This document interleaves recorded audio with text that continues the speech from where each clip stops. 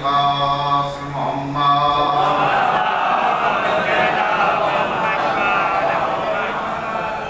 وآل الطيبين الطاهرين المعصومين المظلومين ولعنة الله على أعدائهم أجمعين من ليل نهار إلى قيام يوم الدين.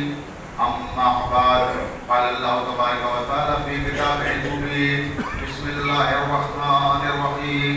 إن الله اصطفى آدم ونوحا وآل إبراهيم وآل عمران على العالمين.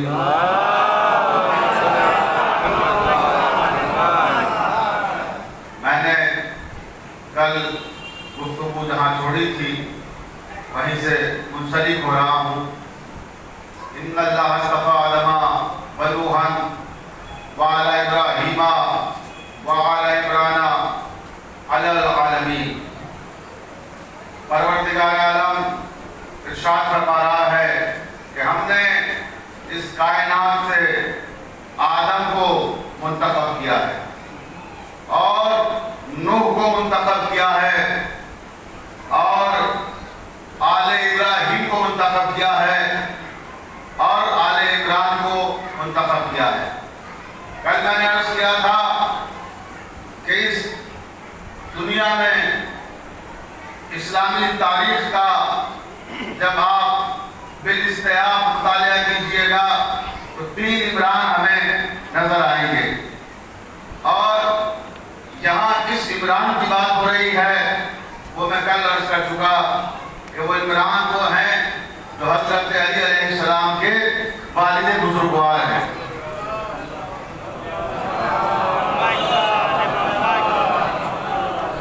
صلوات پڑھیے تو پھر بابا جو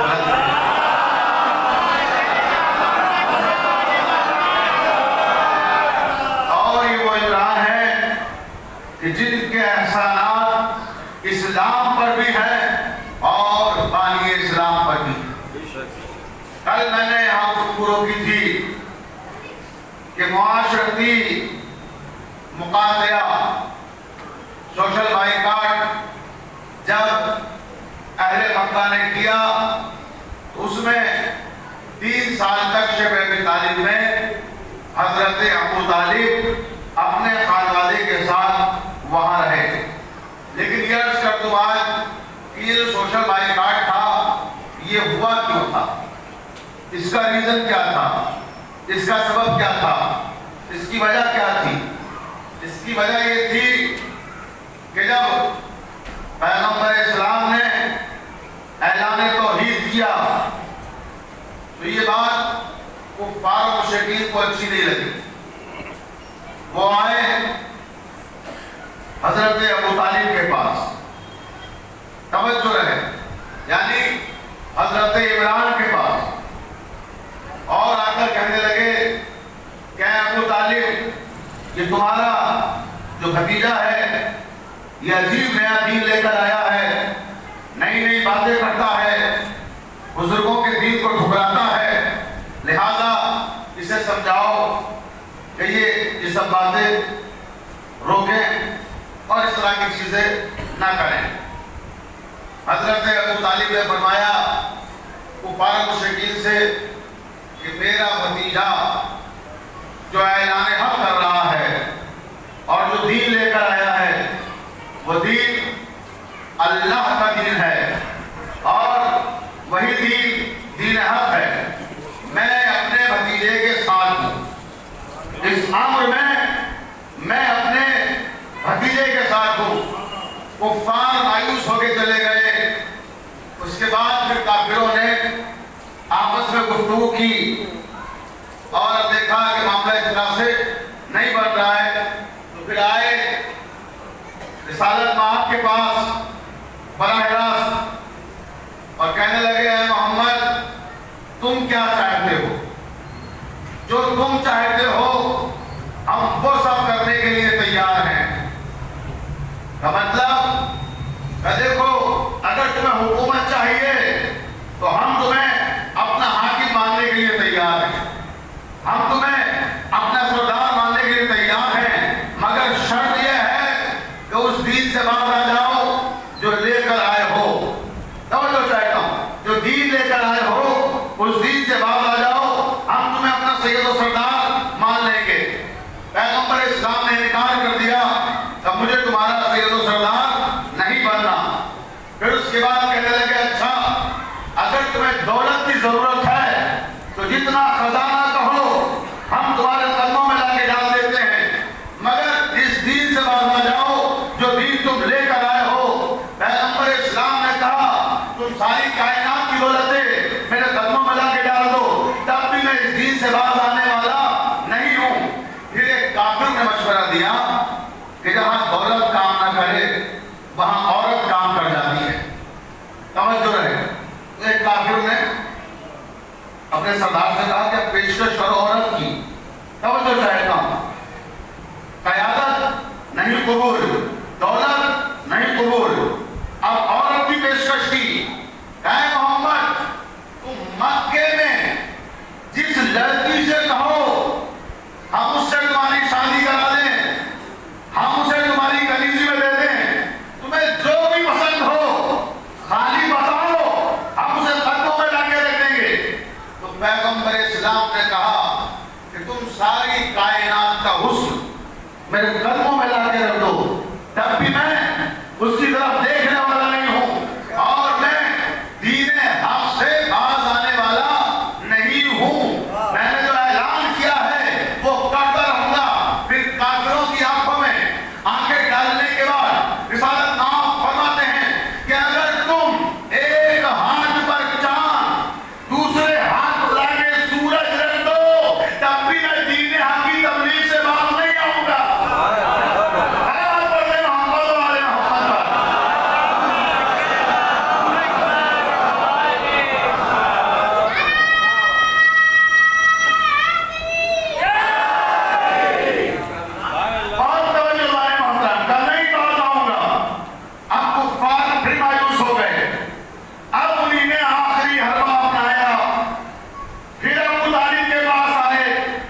کہنے لگے ابو طالب ہم نے تمہارے بھتیجے سے ہر طرف سے بات کر لی اور ہم تمہارے پاس بھی آئے تھے مگر تو کسی صورت ماننے کو تیار نہیں ہے۔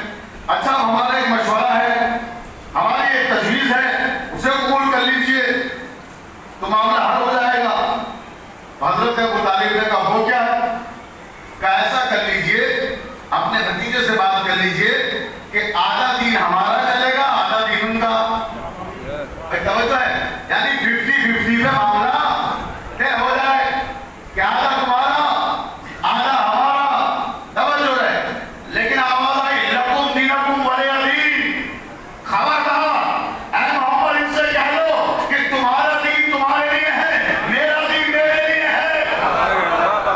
دین میں کوئی کمپرومائز نہیں، کوئی سمجھوتا نہیں، جو تمہیں کرنا ہے تم کرو، جو ہمیں کرنا ہے وہ ہم کریں گے۔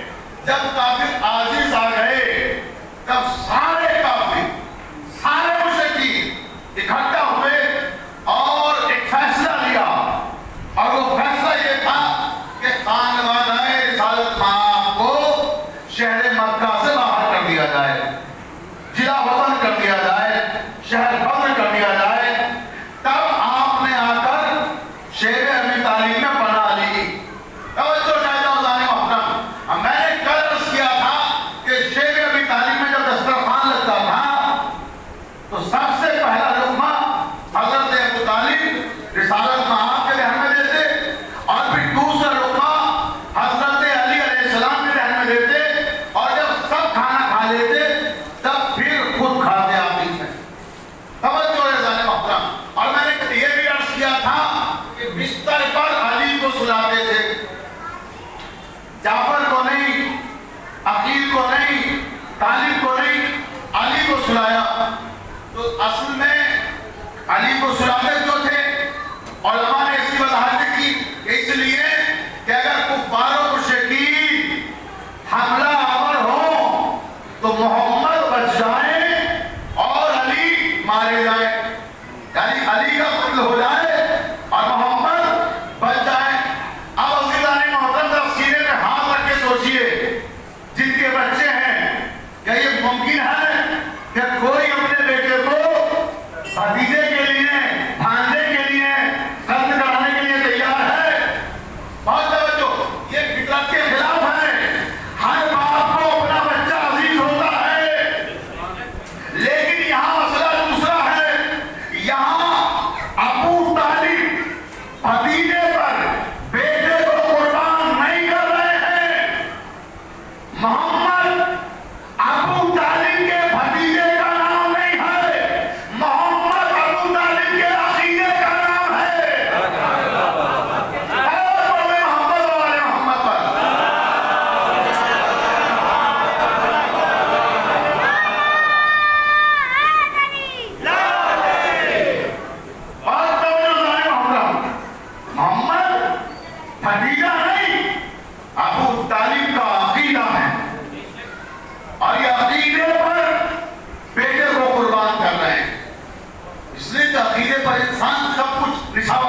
دیتا ہے, سب کچھ قربان کر دیتا ہے. آل ہو, اولاد ہو, مال و منال ہو, ہر شے عقیدے پر قربان ہے. تو عزیزان محترم, شیب ابی طالب کا سخت دور حضرت ابو طالب نے دیکھا, اور حضرت ابو طالب کے گھر کو پروردگار عالم نے یہ شرف عطا فرمایا کہ پہلی دعوت اسلام کا اہتمام حضرت ابو طالب کے گھر میں ہوا. ایک توجہ چاہے گا اس مرحلے پر ٹھہر کر, کیا ہے میرے پروردگار, یہ ابو طالب کا گھر پہلی دعوت اسلام کے لیے کیوں منتخب کیا جا رہا ہے؟ میں حیدری حال میں مجلسیں پڑھنے کے لیے آیا.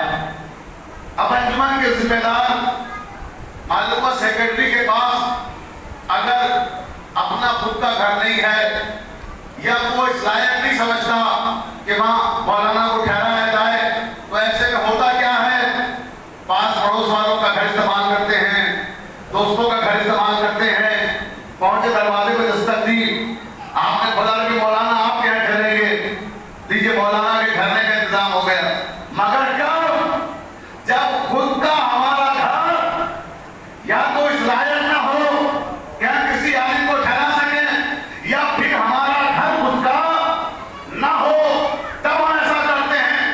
اب عزیزان محترم, مجھے انصاف سے بتائیے کہ حضرت ابو طالب کا گھر کہاں ہے؟ توجہ چاہے گا آخری آدمی تک. حضرت ابو طالب کا گھر کہاں ہے؟ مکے میں ہے نا. ابو طالب کا گھر مکے میں, اور مکے میں خدا کا گھر بھی تو ہے. چاہے کس نے توجہ چاہے گا بھائی, اسی مکے میں خدا کا خود بھی تو گھر ہے. اب سوال یہ پیدا ہوتا ہے کہ خدا کا گھر کوئی چھوٹا بھی نہیں ہے کہ وہ دعوت اسلام کا اہتمام نہ ہو. جا کے سنی توجہ چاہے گا کہ کوئی گھر چھوٹا بھی نہیں ہے کہ وہ دعوت ہو نہیں سکتی. ابو طالب کا گھر بہت بڑا تھا, اس لیے وہاں اہتمام کیا گیا. بھائی ابو طالب کا گھر خانہ کعبہ کے مقابلے میں بہت چھوٹا تھا, مگر وہاں اہتمام ہو رہا ہے, کعبے میں نہیں. اے میرے پروردگار, جب تیرا گھر بھی مکے میں ہے, ابو طالب کا گھر بھی مکے میں ہے, تو پھر یہ مکے میں خانہ خدا کے ہوتے ہوئے خانہ ابو طالب میں پہلی دعوت اسلام کا اہتمام کیوں کیا جا رہا ہے؟ بھئی توجہ چاہے گا, سنیے, اس لیے کیا جا رہا ہے کیونکہ آواز آئے گی کہ اس وقت رحمان کا گھر, اس وقت جب دعوت اسلام کی جانا تھی, اس وقت رحمان کا گھر بتوں کا مرکز تھا. رحمان کا گھر بتوں کا مرکز تھا, مگر عمران کا گھر نہیں تھا. محمد والے محمد پر سب مل کے بولیں.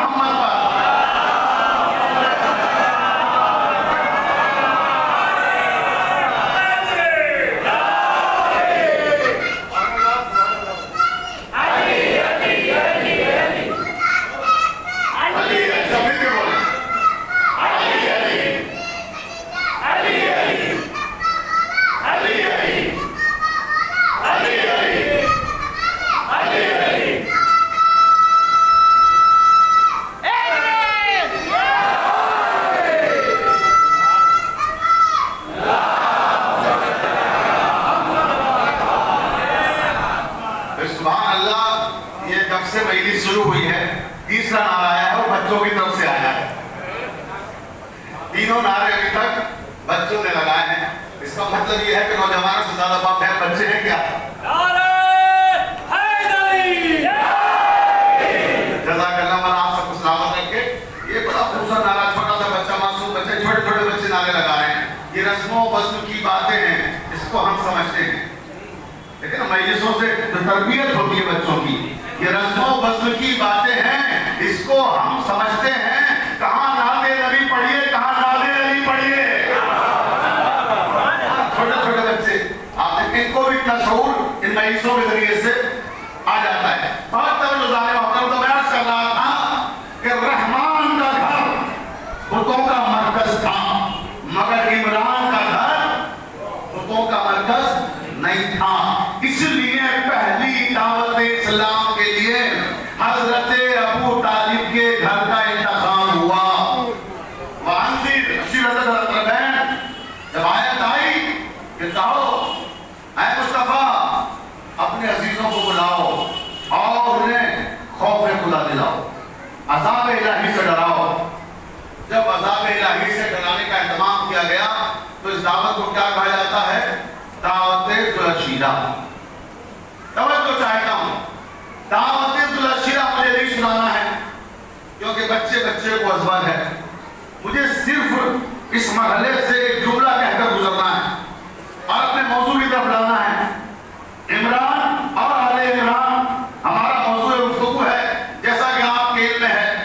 اب کہا یہ جاتا ہے کہ کلمہ نہیں پڑھا سرکار ابو طالب نے، اور میں نے روز اول ہی کہا تھا کہ میری حیثیت نہیں ہے کہ میں ایمان پہ گفتگو کروں، میں تو صرف عظمت پہ گفتگو کروں گا۔ اب آئیے جب کلمے کی بات آئی ہے تو میں یہ بھی بتا دوں کہ کلمہ ہے کیا۔ جس کا شکوہ ہے امت کو کہ کلمہ نہیں پڑھا تو کلمہ ہے کیا، دیکھیے موضوع ذہن میں رکھیے گا، عمران اور آل عمران، پوری توجہ آخری آدمی تک کہ کلمہ ہے کیا۔ سرکار ابو طالب کی موجودگی میں، ان کے صحن میں، ان کے گھر میں پہلی دعوت اسلام کا انعقاد جب کیا گیا تو پیغمبر اسلام نے اس موقع پر کہا کیا تھا؟ کیا پیغمبر اسلام نے یہ کہا تھا کہ قولوا لا الہ الا اللہ، اے لوگو کہو کہ کوئی اللہ کے سوا معبود نہیں ہے۔ توجہ ہے، کوئی چھوٹی سے چھوٹی تاریخ بھی دکھائیے کہ جس میں پیغمبر نے یہ نعرہ بلند کیا ہو۔ یہ نعرہ تو نہیں بلند کیا، پھر یہ نعرہ کب بلند کیا؟ یہ تو برسوں کے بعد فاران کی چوکیوں میں گونجا تھا۔ ابھی پہلی دعوت اسلام میں اس نعرے کا کوئی ذکر نہیں ہے۔ انی قد جئتکم بخیر الدنیا والآخرہ، یہ ہے پہلا نعرہ پیغمبر اسلام کا جو دعوت ذو الشیرہ نے بلند کیا۔ کیا کہا پیغمبر اسلام نے؟ انی قد جئتکم بخیر الدنیا والآخرہ، اے لوگو میں تمہارے لیے ایک ایسا دین لے کر آیا ہوں جو یہاں بھی خیر ہے وہاں بھی خیر ہے۔ بہت توجہ چاہتا ہوں آخری آدمی تک، میں ایک ایسا دین لے کر آیا ہوں جس میں یہاں بھی خیر وہاں بھی خیر۔ اب بتاؤ تم میں کون ہے جو اس کار حق میں میری نصرت کرے؟ یہ عرض کر رہا ہوں کہ جو شکوہ ہے امت کو کہ کلمہ نہیں پڑھا حضرت ابو طالب نے، اس کلمے کی حقیقت کیا ہے سنیے۔ توجہ چاہتا ہوں، ابھی کوئی نہیں جانتا کہ کلمہ کیا ہے، کلام کیا ہے۔ پہلی دعوت اسلام ہے، خود پیغمبر اسلام کی زبان پر یہ نعرہ نہیں آیا کہ قولوا لا الہ الا اللہ، یہ نعرہ بعد میں فاران کی چوٹیوں سے بلند کیا گیا ہے۔ ابھی صرف یہ کہہ رہے ہیں انی قد جئتکم بخیر الدنیا والآخرہ، میں تمہارے لیے ایک ایسا دین لے کر آیا ہوں، یہاں بھی خیر وہاں بھی خیر۔ اور اس کار خیر میں کون ہے جو میرا ساتھ دے گا؟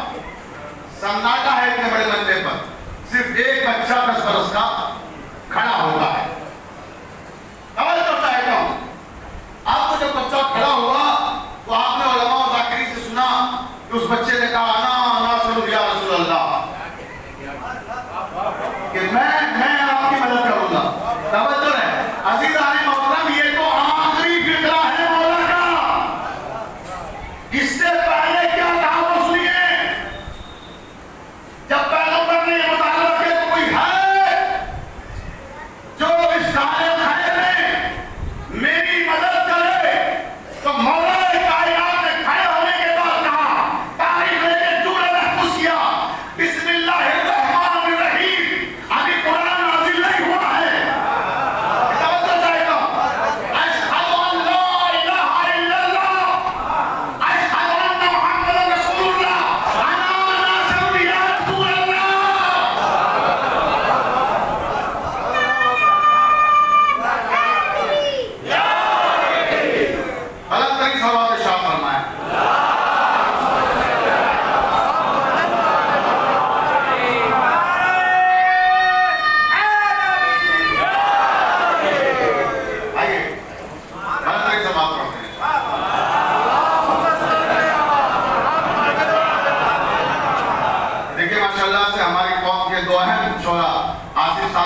مہدی صاحب تشریف لائے، میں آپ کا خیر مقدم کرتا ہوں۔ اور دیکھیں میں عرض کر رہا تھا کہ زمانے کو جو شکوہ ہے کہ صاحب کلمہ نہیں پڑھا، میں کل سے یہ گفتگو کر رہا ہوں عمران اور آل عمران، اور یہ وعدہ ہے کہ ایمان پہ گفتگو نہیں کرنا ہے، کیونکہ ایمان پہ گفتگو کرنے کی ہماری حیثیت نہیں ہے۔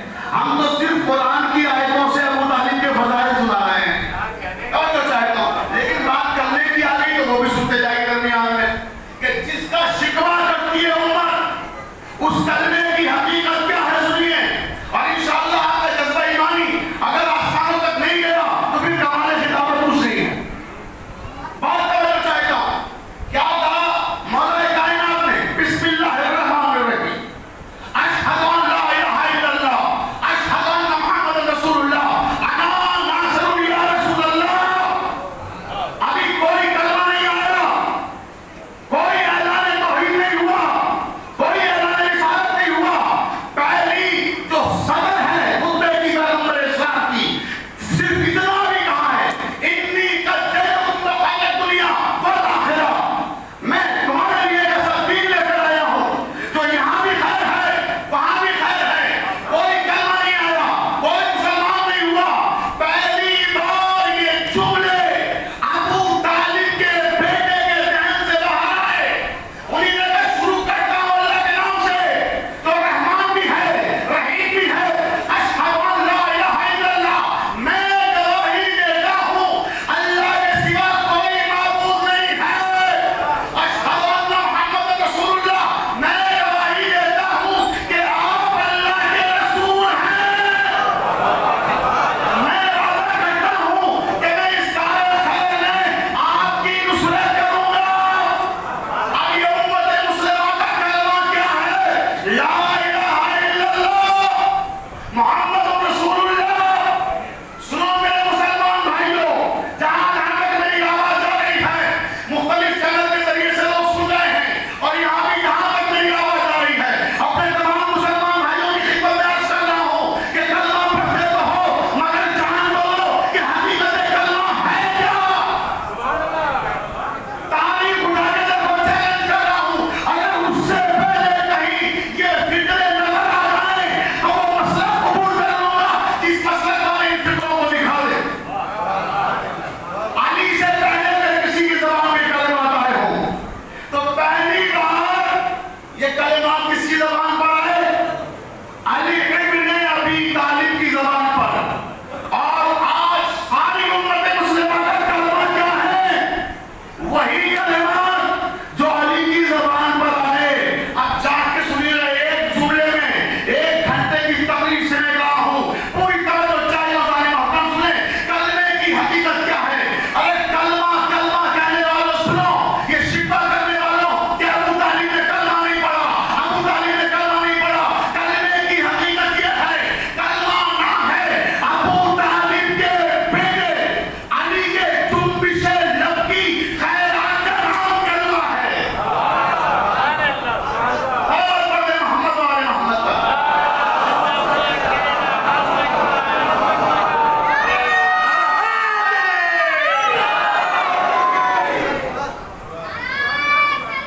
توجہ ہے۔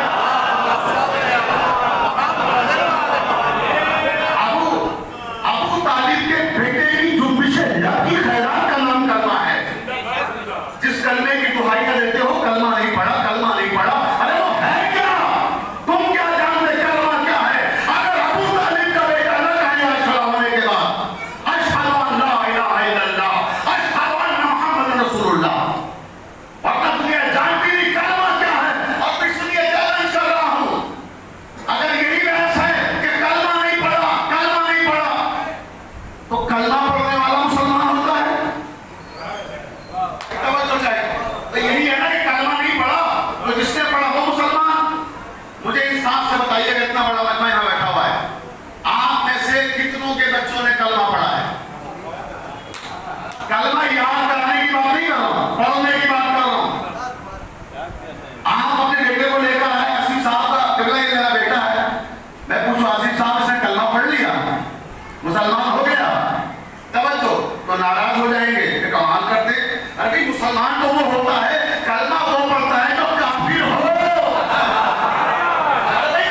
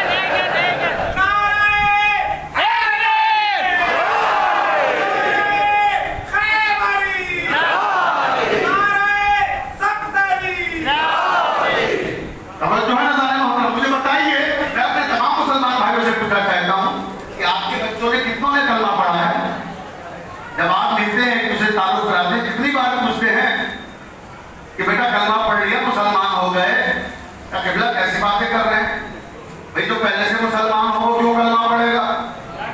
توجہ ہے نا؟ کلمہ تو پڑھے گا وہ جو پہلے کافر رہا ہو، تو جو کافر تھا اس نے پڑھا، جو تھا اس نے پڑھا۔ اچھا اگر یہی معیار ہے کہ کلمہ پڑھنے سے مسلمان ہوتا ہے انسان، تو پھر سنیے قرآن کیا ہے۔ میں قرآن سے ثابت کرتا ہوں کہ کلمہ پڑھنے سے مسلمان نہیں ہوتا۔ توجہ رہے، ابھی تک بات تاریخ سے ہو رہی ہے، قرآن سے سن لیجیے۔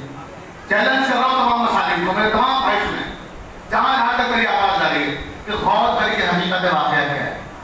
کلمہ پڑھنے سے کوئی مسلمان نہیں ہوتا، کافر مسلمان ہوتا ہے، مسلمان نہیں ہوتا۔ توجہ ہے؟ اب آئیے سورہ منافقون، حجت الاسلام والمسلمین مولانا شیخ عسکری صاحب کو جاؤ گواہ کر کے یہ آیت پیش کر رہا ہوں کہ کلمہ پڑھنے سے کوئی مسلمان نہیں ہوتا۔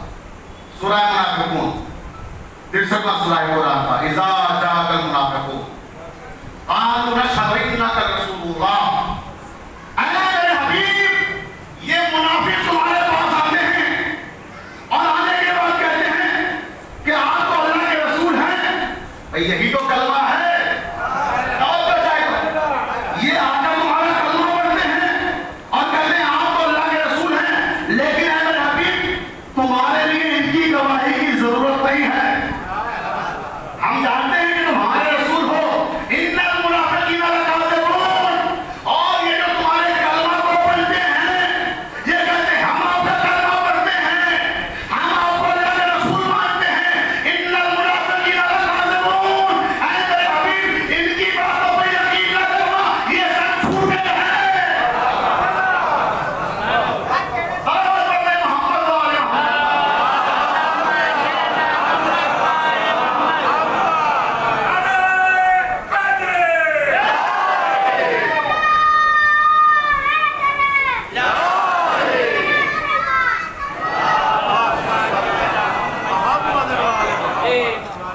توجہ ہے؟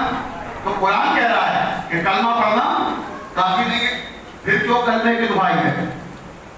تو یا تو قرآن کو مانو یا پھر تاریخ کو مانو، تو پھر معیار طے کر لیجئے کہ آپ کے نزدیک معیار قرآن ہے یا معیار وہ تاریخ ہے کہ جس میں لکھا گیا کہ صاحب کلمہ نہیں پڑھا تھا۔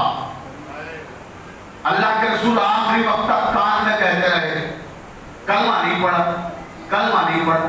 تو قرآن کو کہہ رہا ہے کلمہ پڑھنے والے جھوٹے ہیں، مکار ہیں۔ بے توجہ ہے نا، کلمہ پڑھنے والوں کو کہا ہے آپ پڑھیں، اور یہ نہیں کہ صرف ایک آیت ہے، ارے پورا سورہ منافقون ایسے ہی کلمہ پڑھنے والوں کے لیے ہے، ایسے ہی مکاروں کی مکاری کا پردہ چاک کیا ہے پروردگار نے کہ ان کی باتوں میں نہ آئیے گا جو آپ کے پاس آ کے بیٹھتے ہیں۔ یہ سب جھوٹے ہیں، یہ پاس والے، یہ پاس والے سب جھوٹے ہیں۔ قرآن کہہ رہا ہے، میں تو آئے پڑھ رہا ہوں، رائے دے نہیں کہ یہ سب جھوٹے ہیں جو تمہارے پاس آ کے بیٹھتے ہیں۔ ان کی باتوں پر یقین نہ کرنا، تمہارے لیے یقین کے قابل ہماری بات ہے۔ جب ہم کہہ رہے ہیں کہ تم اللہ کے رسول ہو، تو پھر ان کے کہنے نہ کہنے سے کوئی فرق نہیں پڑتا۔ لیکن عزیزان محترم، اس مرحلے پر پہنچ کر ایک بات اور گوش گزار کر دوں، اپنے تمام مسلمان بھائیوں سے انتہائی ادب و احترام کے ساتھ عرض کر رہا ہوں کہ اے میرے مسلمان بھائیوں، آپ ہماری جان ہیں، آپ پر ہماری جان قربان، لیکن خدا کے لیے حقیقتیں دیکھنے کے عادی بنیے، سچائیوں کو قبول کرنے کے عادی بنیے۔ آپ جو کلمہ پڑھتے ہیں، 73 فرقے ہیں، 72 فرقے وہ کلمہ پڑھتے ہیں جو علی بن ابی طالب نے دیا ہے۔ توجہ چاہتا ہوں، 73 فرقے، 73 فرقوں میں ایک فرقے کا کلمہ الگ ہے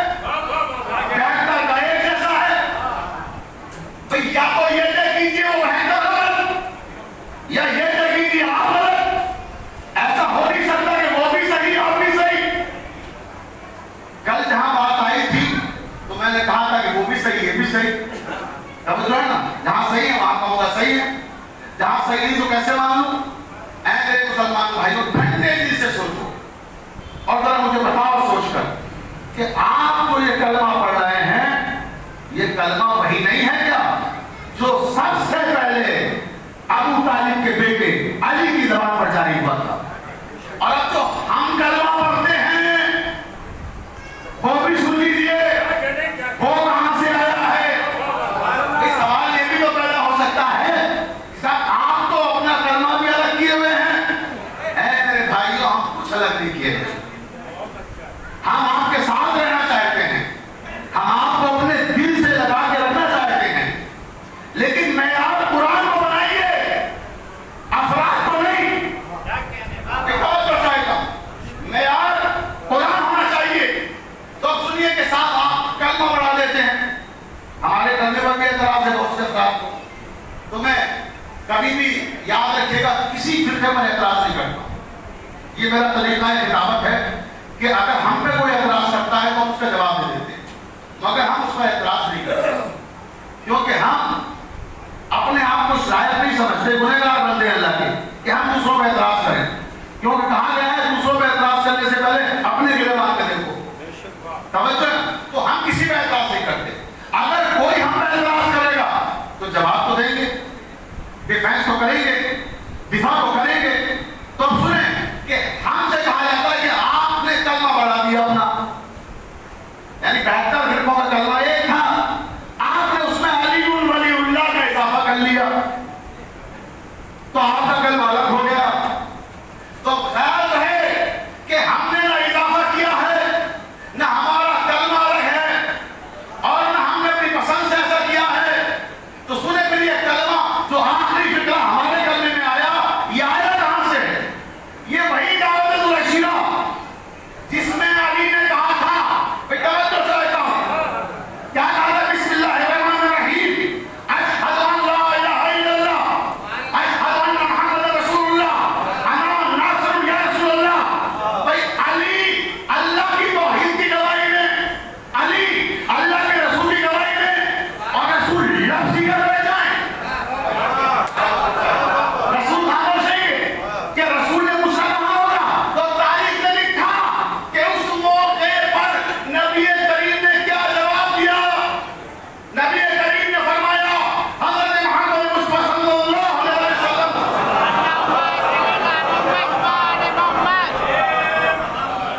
نبی کریم نے فرمایا، اشہد ان علی ولی اللہ، انت وسیع، انت وزیری، انت خلیفتی، انت اخی فی الدنیا والآخرہ۔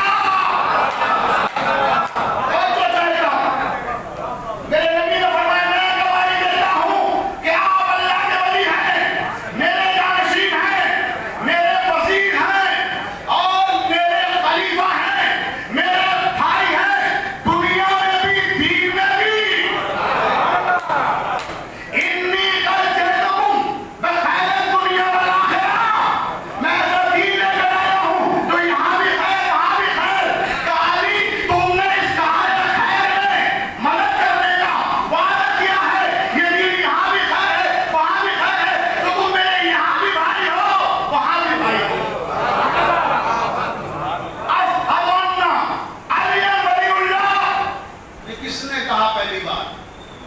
رسول خدا صلی اللہ علیہ وسلم نے کہا۔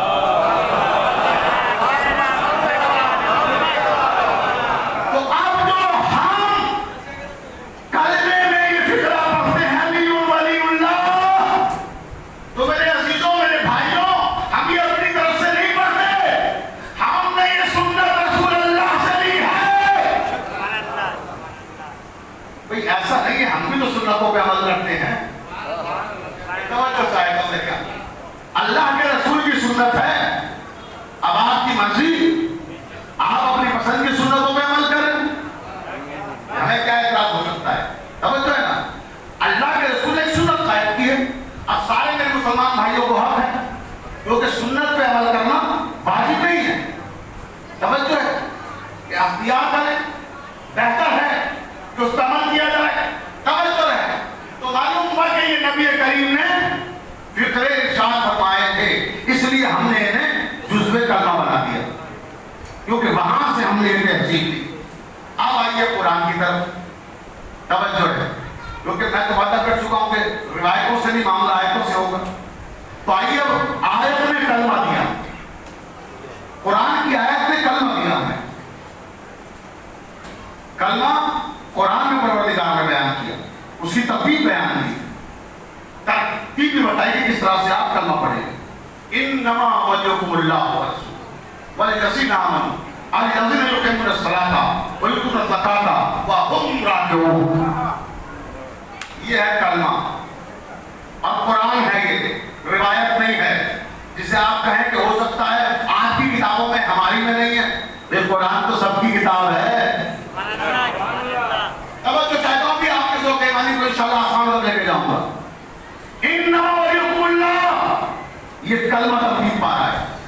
قرآن نے کہا اللہ تمہارا ولی ہے, ورسولہ اور اس کا رسول تمہارا ولی ہے, والذین آمنوا الذین یقیمون الصلاۃ ویؤتون الزکاۃ وهم راکعون, اور وہ صاحبان ایمان تمہارے ولی ہیں جو حالت رکوع میں زکات ادا کریں. اب قرآن کی آیت نے 3 ولایتوں کا اعلان کیا. کلمہ ترتیب پا رہا ہے.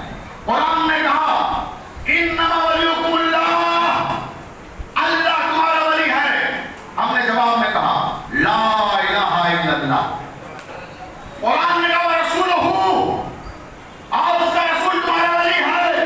ہم نے جواب میں کہا محمد رسول اللہ. پھر قرآن نے کہا والذین آمنوا الذین, پھر قرآن کہا کہ وہ صاحبان ایمان تمہارے ولی ہیں جو حالت رکوع میں زکات دیتے ہیں. تو ہم نے کہا ولی اللہ. قرآن میں 3 ولایتیں ہیں اور آپ 2 ولایتوں پہ ٹھہر گئے. تیسری ولایت کی بھی تو گواہی دیجیے. جب قرآن 3 ولایتیں پیش کر رہا ہے تو اگر کوئی ہو علی کے جیسا تو لے آئیے. توجہ چاہتا ہوں تو معلوم ہے کہ علی کے جیسا کوئی ہے ہی نہیں امت کے پاس جسے لا سکے ولایت علی کے مقابلے پر. کوئی ہوتا تو یہ حالات کے نام پیش کیا جا چکا ہوتا, لیکن تھا ہی نہیں. تو میں ایک اور اعتراض نیا وضع کر لیا. چلیے ٹھیک ہے, یہ تو بات صحیح ہے کہ علی کی ولایت کی آپ گواہی دیتے ہیں اور کلمہ یہاں سے ترتیب پا گیا, مگر آپ لوگوں کی عادت ہو گئی ہے. کیا عادت ہو گئی ہے؟ شورائے کرام سے خصوص توجہ چاہتا ہوں کہ آپ کے ساتھ مبالغہ کرتے ہیں. شاعری کا جز ہے مبالغہ. توجہ چاہتا ہوں تو الزام یہ لگایا گیا کہ آپ لوگ مبالغہ بہت کرتے ہیں. کس کے معاملے میں؟ امام علی کے معاملے میں. غلو سے کام لیتے ہیں, مبالغہ کرتے ہیں. بھئی ہم نے کہاں مبالغہ کیا ہے بتائیے. توجہ چاہتا ہوں جہاں سے علی کی عظمتوں کا آغاز ہوتا ہے, جہاں سے آغاز ہوتا ہے وہاں جا کے ہمارے افکار رویا دم توڑ دیتے ہیں. تو وہاں تک پہنچنا کیا, پہنچنے کا تو کوئی سوال ہی نہیں ہے. وہاں تو آغاز پہ ہماری انتہا ہو جاتی ہے. تو مبالغہ کیسا؟ کلمے میں مبالغہ کرتے ہیں آپ, کلمے میں مبالغہ کرتے ہیں. کیا مبالغہ کیا ہم نے کلمے میں؟ کلمے میں مبالغہ یہ کیا کہ جب آپ نے توحید کی گواہی دی تو ایک جملے میں لا الہ الا اللہ, جب رسول کی رسالت کی گواہی دی تو ایک جملے میں محمد رسول اللہ.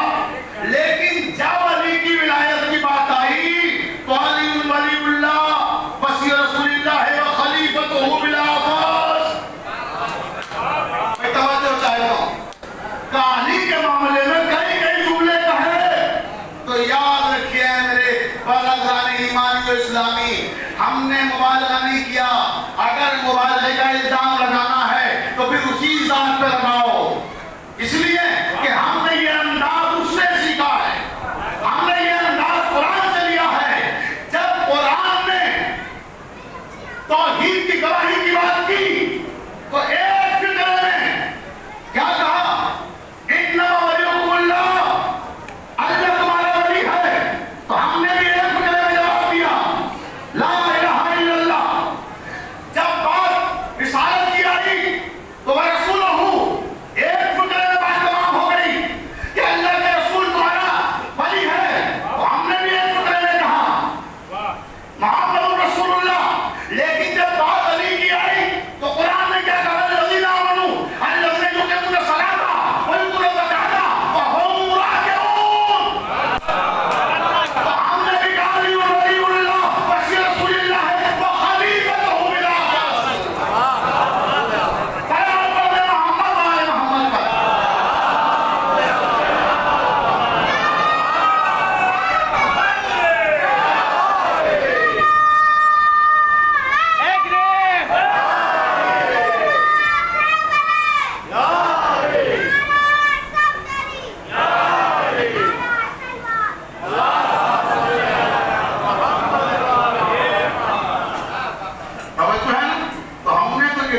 قرآن سے اب اسے اعتراض کرنا ہے قرآن پہ کریں.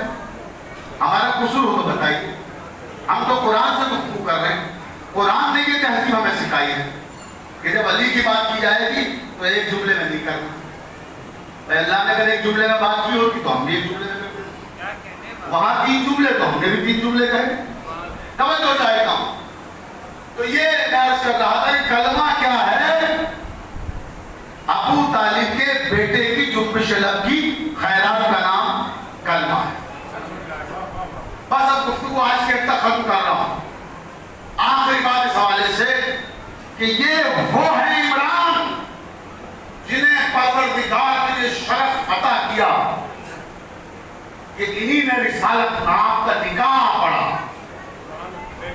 بہت توجہ. رسالت نام کا نکاح جس نے پڑھا اس عظیم ترین شخصیت کا نام ابو طالب ہے. یہاں مجھے اس وقت علامہ شیخ سلیمان قندوزی یاد ایک نکاح کی بات آئی سن کے جائیے. توجہ چاہیے. انہیں نے اپنی مارکت والا کتاب جناب المودت میں نکاح کی تشریح کی ہے کہ نکاح ہوتا کیا ہے. توجہ چاہیے. ابو طالب نے جو نکاح پڑھا ہے وہ کسی ایسے ویسے کا نکاح نہیں پڑھا ہے. وہ نکاح پڑھا ہے سید المرسلین کا, افضل النبیین کا, رحمت للعالمین کا. اس کا نکاح پڑھا ہے کہ جس کے خاندان میں نکاح کی روایت تھی.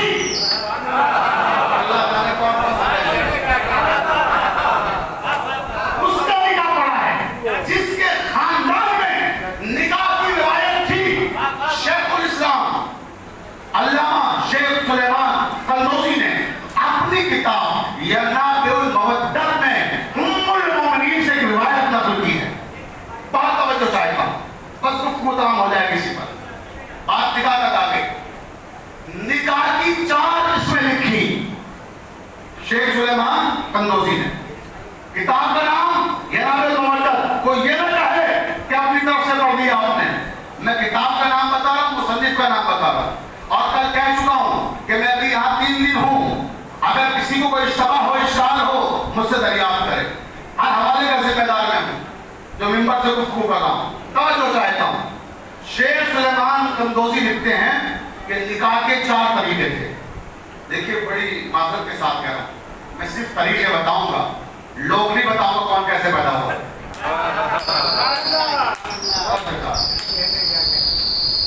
صلوات پڑھ رہے ہیں محمد علی محمد.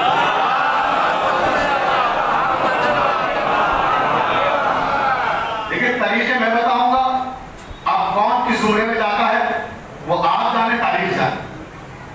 شیخ سلیمان قندوزی لکھ رہے ہیں. توجہ چاہتا ہوں کہ 4 طریقے نکاح کے رائج تھے عرب میں. پہلا طریقہ وہ کہتے ہیں کہ پہلا طریقہ یہ تھا کہ جو خاندان بنی ہاشم میں رائج تھا. یہ سیٹیاں کیوں مار رہا ہے, اس کا کیا معاملہ ہے. یہ جس کا مائک ہے اس کا نکاح کا ہوا ہے نہیں ابھی. سر بات پڑھنے کو پتا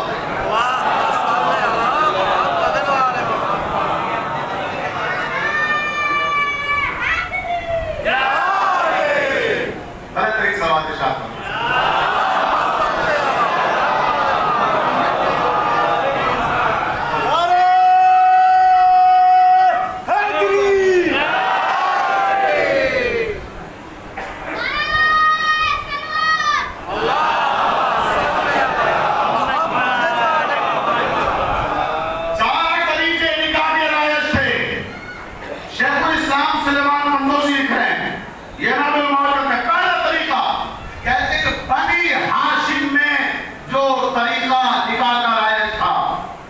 کہ دو لوگ وکیل ہوتے تھے اور وہ وکیل باقاعدہ سیغے جاری کرتے تھے اور اس سیغے جاری کرنے کے عمل کو نکاح کہا جاتا تھا.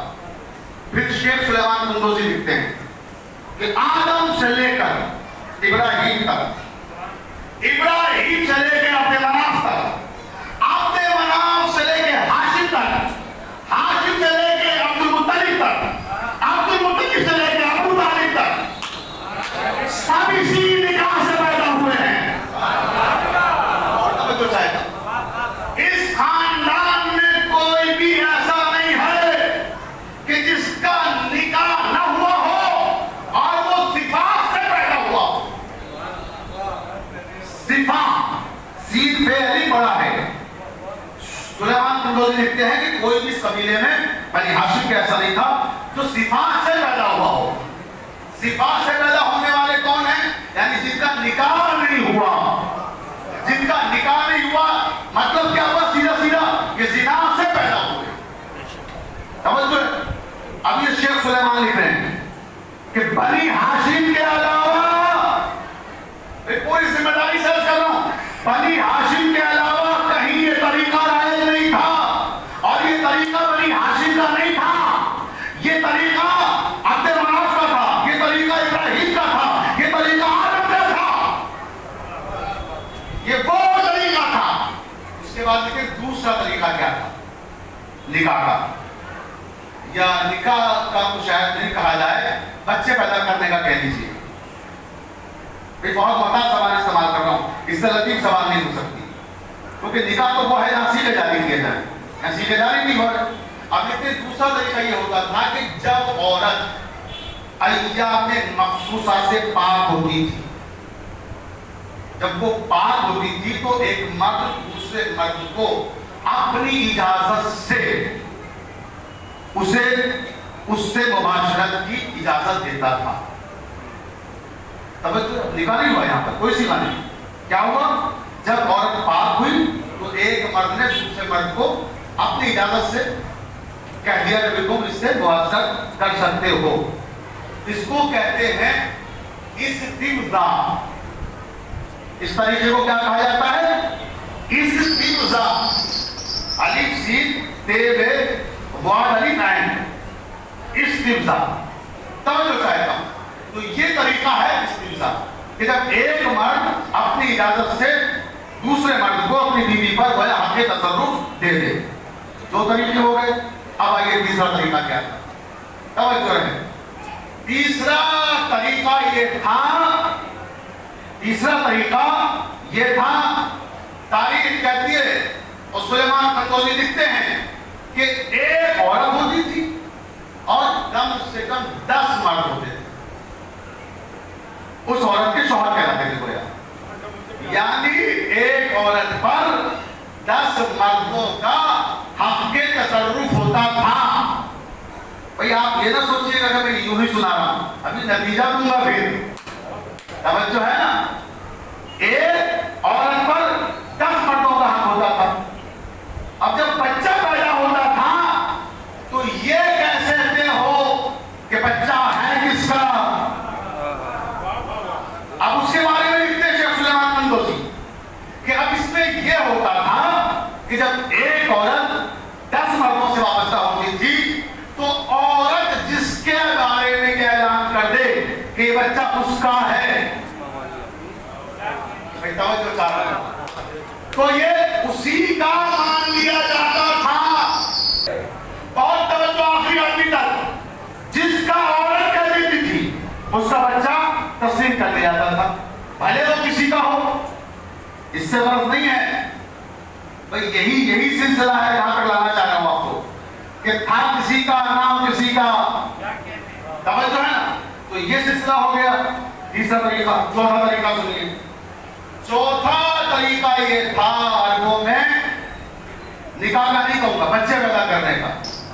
چوتھا طریقہ یہ تھا کہ ایک عورت اپنے مکان پہ جھنڈا لگا لیتی تھی. مکان پہ جھنڈا لگا لیا اس نے، اب جس کا جی چاہے وہ آئے اور سیراب ہو چلا جائے. اس کے مکان پہ جھنڈا لگا ہوا जिस मकान पे झंडा लगा होता था वहां आने पे कोई रोक टोक नहीं थी। कालू भी आए, लालू भी आए, रामू भी आए, सब आए, किसी के लिए कोई पाबंदी नहीं है। अब सवाल यह है कि कालू भी आए, रामू भी आए, लालू भी आए, अब बच्चा किसका है ये कैसे तय हो जब बच्चा पैदा हुआ? अब उसके लिए कयाफा शनास बुलाए जाते थे, कयाफा शनास आते थे। अब वो जितने लोग उस जमाने में आते थे उन सबको जमा किया जाता था। फिर कयाफा शनास ये तय करते थे कि ये बच्चा किसका है। ये 4 तरीके थे। अब आप समझ गए चौथा तरीका, तीसरा तरीका, दूसरा तरीका और पहला तरीका।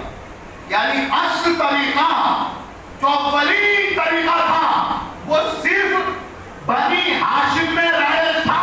यही तो वजह है कि जब सकीफा में लोगों ने अपनी पसंद से हाकिम बना लिया तो तमाम सुन्नी शिया किताबों में लिखा हुआ है मौलाए कायनात आए और आने के बाद कहा कि तुम कौन लोग हो, तुम्हें किसने ये हक दिया कि तुम हाकिम मुंतखब कर लो, तुम में कितने हैं जरा हाथ उठाओ जो निगाही औलादे हैं।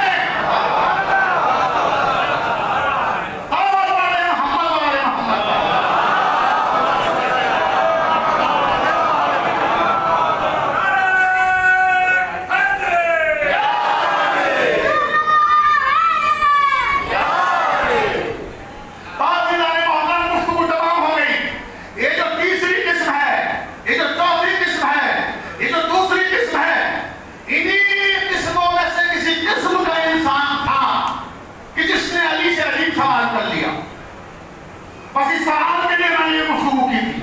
अब वो सवाल आपकी समातों के हवाले कर रहा हूं। पूरी तरह जो आखिरी आदमी तक मौलाए कायनात एक यहूदी के खेत में मजदूरी कर रहे हैं।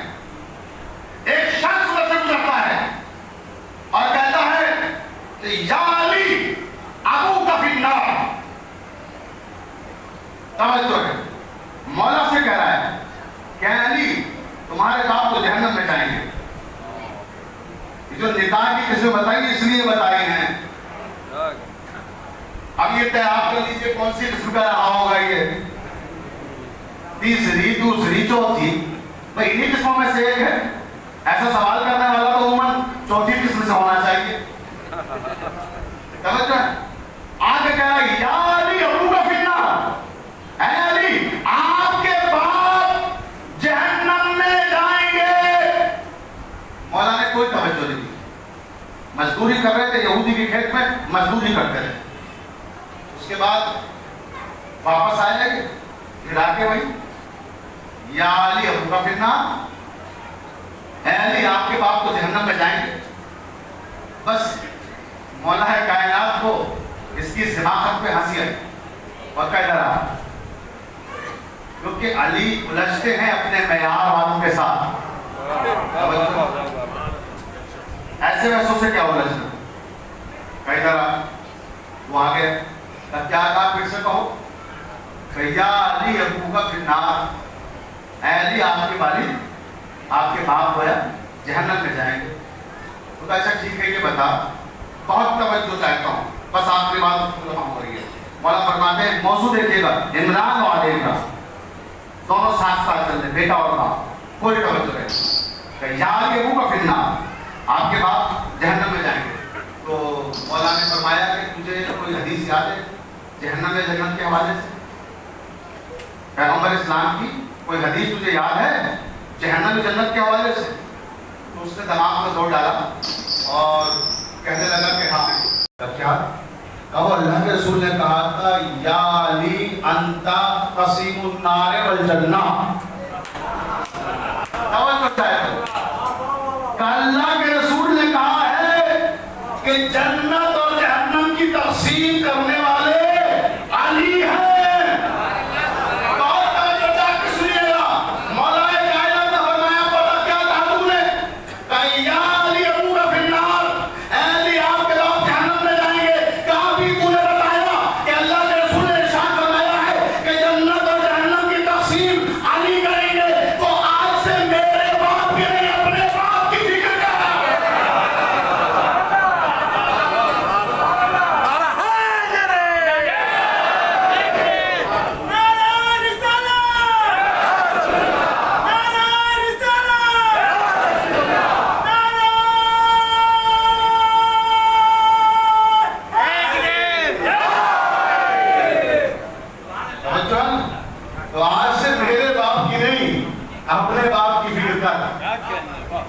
کیونکہ جہنم کا قاسم تو میں ہوں، جہنم کو تقسیم تو میں کروں گا، جنت کو تقسیم تو میں کروں گا۔ بس دوستو، آج کے تک میں نے یہی بتا، بچہ بچہ تیرا ہر عمر میں غالب نکلا، بچہ بچہ تیرا ہر عمر میں غالب نکلا، پڑ گیا وقت تو اصغر ابو طالب نکلا، پڑ گیا وقت تو اصغر ابو طالب نکلا۔ آج کی تاریخ ہے وہ حضرت علی اصغر سے منسوب ہے، جہاں نوجوانوں نے جو فرمائش کی ہے کہ وہ حضرت علی اصغر کا کہوارہ برآمد ہوا۔ لیکن عزیزانو، حضرت علی اصغر کی شہادت ابھی میں نے اس اخبار میں پڑھی ہے، چند جملے حضرت علی اصغر کے حوالے سے کہوں گا، لیکن ایک بہن اور بھائی کے جذبات سے وابستہ کر۔ ایک بہن تھی جس کا نام ہے زہرا، جو اصغر کے لیے تڑپتی رہی۔ بس 3 منظر الگ الگ پیش کروں گا، میری تمام ہو جائے گی، اور جب جب آپ سوچیں گے تب تب آپ کو رونا آئے گا۔ پہلا منظر کو یاد کیجئے، جب 28 رجب ہے اور سن 60 ہجری ہے، سرحد مدینہ پر قافلہ جانے کے لیے تیار ہے۔ فاطمہ سغرا آئی اور یہ بچی آ کے بابا کا دامن پکڑ کے کہتی، بابا مجھے بھی اپنے ساتھ لے چلیے۔ اجرکم اللہ والا پیغام نے آپ کو بابا مجھے بھی اپنے ساتھ لے چلیے۔ سغرا تم بیمار ہو، بابا جہاں میں بیمار ہوں، جہاں میں کہوں کہ بیمار ہوں، بابا مجھے وہیں چھوڑ دیجیے گا۔ نہیں سغرا، تمہیں نہیں لے کے جا سکتے بیٹا، سمجھا کرو۔ سغرا کو خاموش کر دیا۔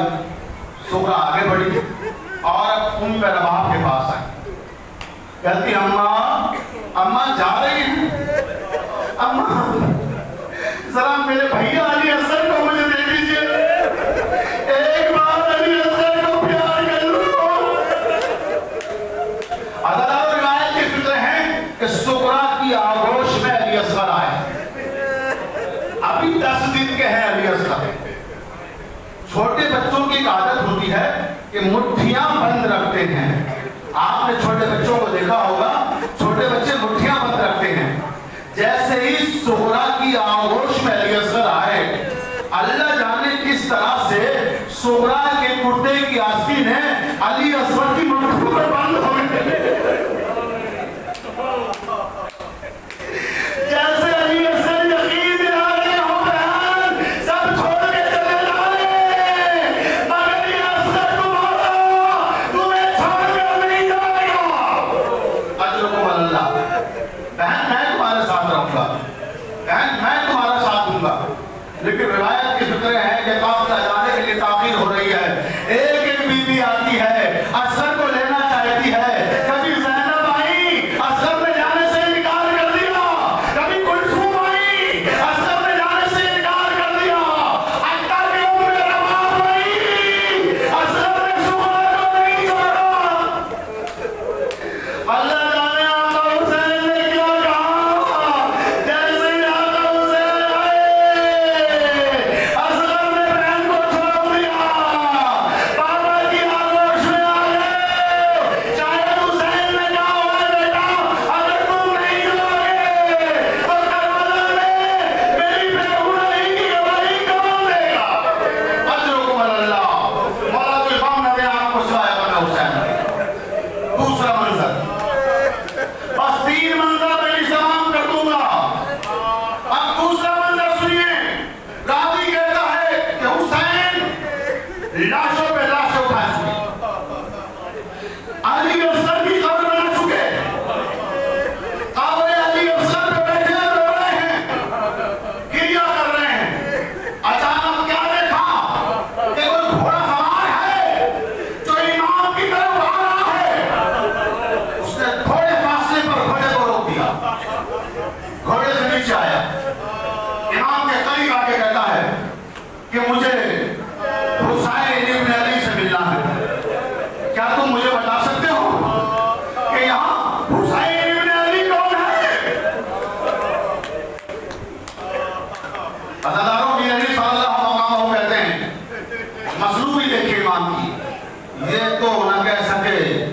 شہ مشرقین ہوں.